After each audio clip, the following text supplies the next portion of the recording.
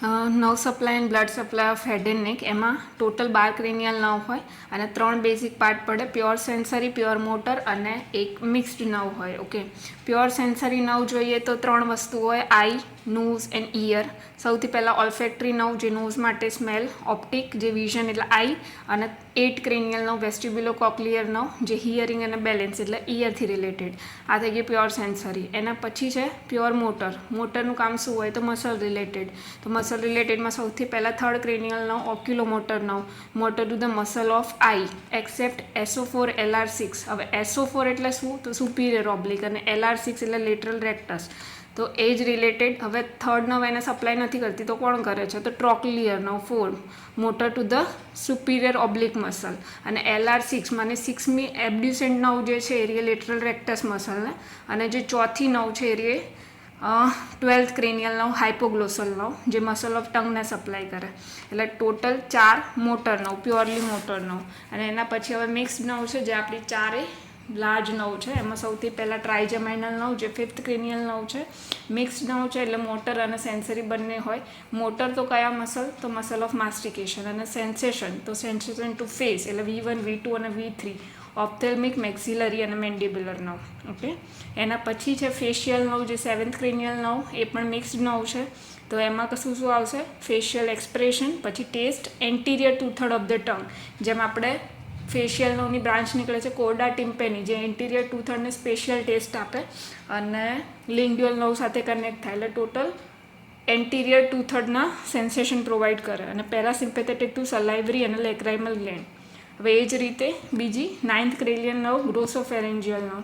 ગ્લોસોફેરેન્જિયલ નર્વમાં taste for the posterior 1/3 of the tongue, અને sensory to pharynx અને parasympathetic to parotid gland. અને last mix nerve છે vagus nerve જે સૌથી લાર્જ નર્વ છે, અને motor to larynx and pharynx, parasympathetic control of heart, lung and digestive organs. એટલે બધા જે મેઇન ઓર્ગન્સ છે એને સપ્લાય કરે છે વેગસ નર્વ. અને 11th નર્વ એસેસરી નર્વ, એ પણ મોટર નર્વ છે, પ્યોરલી મોટર નર્વ જે સ્ટર્નોક્લેડોમાસ્ટોઇડ અને ટ્રેપેઝિયસ મસલને સપ્લાય કરે છે.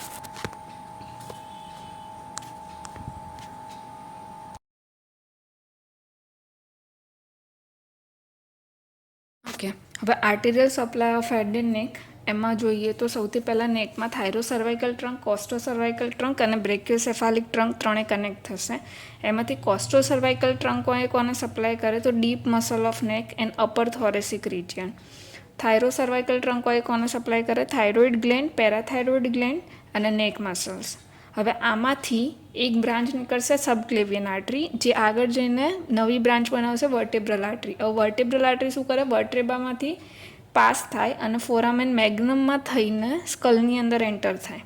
અને એ શેને સપ્લાય કરે તો સર્વાઇકલ સ્પાઇન, સ્પાઇનલ કોર્ડ અને પોસ્ટિરિયર બ્રેઇનને સપ્લાય કરે. હવે જેમ સબક્લેવિયન આર્ટરી રાઇઝ થાય એ જ રીતે ટ્રંકમાંથી બીજી રાઇઝ થાય કોમન કેરોટિડ આર્ટરી જે કેરોટિડ સાઇનસથી ડિવાઇડ થઈ જાય એક્સટર્નલ કેરોટિડ અને ઇન્ટરનલ કેરોટિડ આર્ટરીવાળી બ્રાન્ચમાં.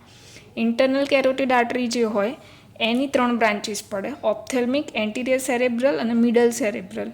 એમાંથી જે ઓપ્થેલ્મિક હોય એટલે નામ પ્રમાણે આઈ અને ઓર્બિટને સપ્લાય કરે.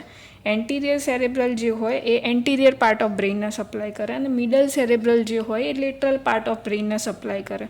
અને આ એન્ટિરિયર સેરેબ્રલ અને મિડલ સેરેબ્રલ જે આર્ટરી હોય એ રહીએ એન્ટિરિયર કમ્યુનિકેટિંગ અને પોસ્ટિરિયર કમ્યુનિકેટિંગ આર્ટરી સાથે કોમન થાય ને ત્યારે સર્કલ ઓફ વિલિસ બનાવે. હવે એ જ વસ્તુ એક્સટર્નલ કેરોટિડ આર્ટરી પણ એની અલગ અલગ બ્રાન્ચ આપશે. એમાં સૌથી નીચે નેકથી ચાલુ કરીએ તો સુપિરિયર થાઇરોઇડ આર્ટરી જે સપ્લાય કરે થાઇરોઇડ ગ્લેન્ડ, લેરિંગ્સ અને નિયર બાય મસલને. પછી ઉપર જાય લિંગ્યુઅલ આર્ટરી. લિંગ્યુઅલ આર્ટરી તો ટંગને સપ્લાય કરે અને ફ્લોર ઓફ માઉથને સપ્લાય કરે. એની ઉપર જોઈએ તો ફેશિયલ આર્ટરી ફેસને સપ્લાય કરે. પછી ઓક્સિપિટલ આર્ટરી. ઓક્સિપિટલ આર્ટરી એટલે પોસ્ટિરિયર સ્કાલ્પ અને નેકને. પછી મેક્ઝિલરી આર્ટરી ડીપ ફેશિયલ સ્ટ્રક્ચર જેમ કે મસલ ઓફ માસ્ટિકેશન્સ હોય, મેક્ઝિલા હોય. અને પછી સુપરફિશિયલ ટેમ્પોરલ આર્ટરી અને પોસ્ટિરિયર ઓરિક્યુલર. તો સુપરફિશિયલ ટેમ્પોરલ આર્ટરી જે હોય એ scalp above ear and temporal region, અને પોસ્ટિરિયર ઓરિક્યુલર આર્ટરી હોય એ સ્કાલ્પ બિહાઇન્ડ ધી ઇયર ને સપ્લાય કરે. તો આ total arterial supply of neck, head and નેક.